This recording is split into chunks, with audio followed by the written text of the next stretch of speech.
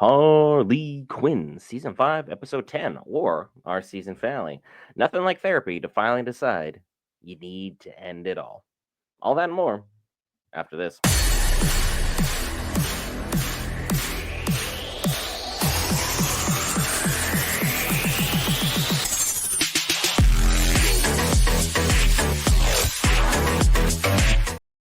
All right, guys, Brent here, back for Geek Variants. Cover all things Marvel, DC, Lord of the Rings, anime, gaming, Star Wars, and more. This time, Harley Quinn Season 5 finale. And again, this is a spoof. Do not take any actual advice from what happened here with Brainiac or Harley Quinn to heart.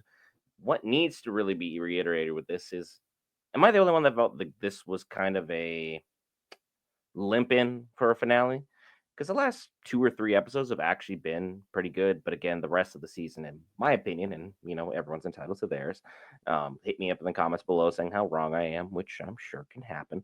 That this season just kind of felt like it shouldn't have been.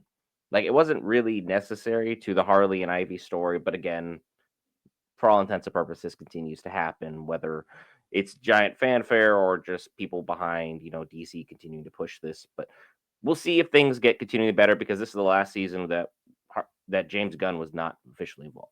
If he gets involved, hey, we saw what Creature Commandos was, and by comparison, Creature Commandos eats this out every single day of the week that ends in Y and twice on Sundays and produces better content with better humor and better overall story. But let's get back to the actual main thing here. Little did I know that at the beginning of the season that I'd say Bane would be our main hero. And lo and behold, he turned out to be the hero we all needed. Well, that and Superman, because there's a reason Metropolis rarely gets knocked down as far as city stature, and that's because the Man of Steel is the Man of Steel. Gotham goes through tons of bumps and bruises, but again, Metropolis, unless you're sending Doomsday, Brainiac, or Lex finally decides he wants to level the city, which he rarely ever does, then Metropolis is usually safe. But because Superman decided to take a hiatus because of Harley, ultimately ended up with all these series of events that led to Sharon being the one person, not our world class educated therapist, Harley Quinn, being able to go ahead and be the person to have a breakthrough with Brainiac. Because as the episode transpires, we see that Clayface is still trying to decide that theater is ultimately going to save the world. He finally thinks, you know what? Theater can't really save the world. I don't really know what I'm doing anymore. Only for later on in the episode to realize that theater actually saved their world via Bane. Yeah, that guy. He's the one that people really, really wanted to listen for because he wrote the play. And as the episode went on, we saw that Harley and Poison Ivy and Frankette's relationship is very complicated.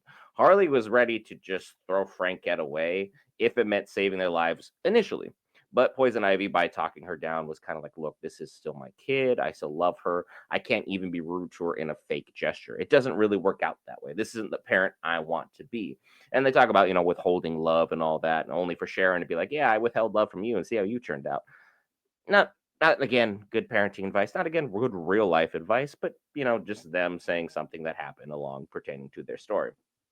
And as Brainiac is kind of figuring out that the mess is the point, because name of the episode, we have to drop it at some point, is having his breakthrough. He decides to help everybody. They decide to finally knock over the jar that Frankette had been bumping with headbutts via rude gestures, and then finally they were able to jump, tip it, and tip the bottle, save everybody, get out, kind of escape from Lex and Lena, who had been busy fighting because once again Harley was able to make them have a disagreement because they couldn't figure out what they wanted to name the new city, whether Lena or Lex was going to be in front of it.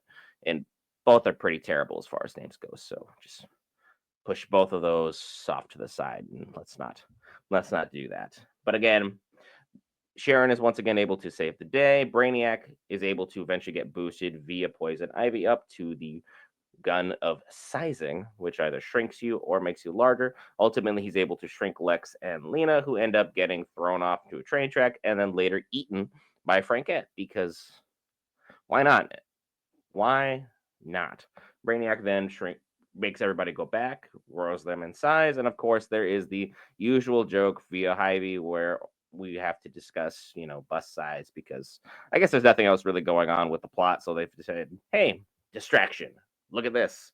but doesn't really work on all of us. But at the same time, as we're getting everything figured out, Brainiac finally meets with and confers with his family via his mind because he's able to go back and hold on to full on projections of them. And he's like, his family's like, hey, we love you, we'd love to have you back. You need to help your friends because they helped you have this breakthrough. So he finally acknowledges that there has been an escape pod this entire time.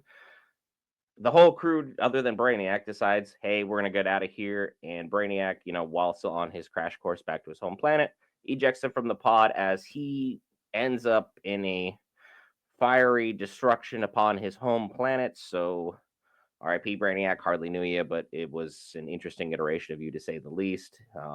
But you're with your family now, so you're happy. So good for you, I guess. I mean, it's different for him because he's got the whole mental telepathy thing, but who knows how well that works once you're in the afterlife. So that's a whole other thing. But as they are being jettisoned away via escape pod, all the debris from Kulu is now coming back and smashing into the ship.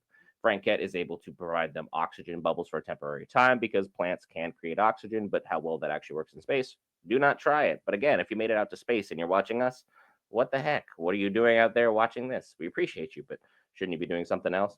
At least something more important. But as things are continuing to escalate, we see that ultimately the ship is taking too much damage. And even though Frankette's best efforts and everyone finally having their kumbaya moment, saying they're a beautiful, happy family, that the family you have is the ones you make along the way, and home is where your family is, they ultimately, decide to have a whole happy kumbaya moment until the ship shatters. They grab what they can, only for Superman to finally realize his Morse code is a little rusty, show up on time, and make the save that we all knew he was eventually going to make. But despite all that and finally getting everyone saved, brought back, then they have a nice little party where Harley and Poison Ivy are kind of reminiscing and they're seeing that ultimately everything that they've ever wanted and everything they ever had, they thought they were in a rut for a long time, which truly was just Harley because she wasn't working. She wasn't doing side hobbies. She wasn't, really living. She was just kind of sitting there in a rut that she thought because she was in a rut, Ivy was in a rut, even though Ivy was, practicing her degree, educating people, making sure she had a sustainability for the forest, all that good stuff, trying to make the green happen. She was doing everything she wanted to do, but because Harley wasn't, somehow they were both in a rut. Interesting to see how that works. But again, as their dynamic kind of unfolds, they kind of realize the friends and family they made along the way, Bane, Clayface, Batman, you know, um, Lois, Clayface, et cetera, et cetera, et cetera, all the way down to King Shark. And then, of course, one of my favorites in Bane and Joker. And Bane is the world's best stepdad. We're putting that out there right here, right now. That that's the most important thing to them. And they still decide at the end of the day, you know what? We're still going to cause as much mayhem as possible, but we're going to do it together because that's what this is all about. And they left off where ultimately they could pick up for next season as the Superman signal went up in town as Harley and Poison Ivy were continuing their shenanigans as they always have. Who knows if we'll ever cover that? We'll see. By all means, hit the lovely subscribe button. It's free. You just listen to me ramble for over 8 minutes. Clearly, there's something in the content here you enjoy. As well, hit that like button if you already subscribed, as it helps boost the video out to other viewers like yourself. I've been Brent for Geek Variants, who's very happy that this series is over. I'll see you on Saturday for solo leveling.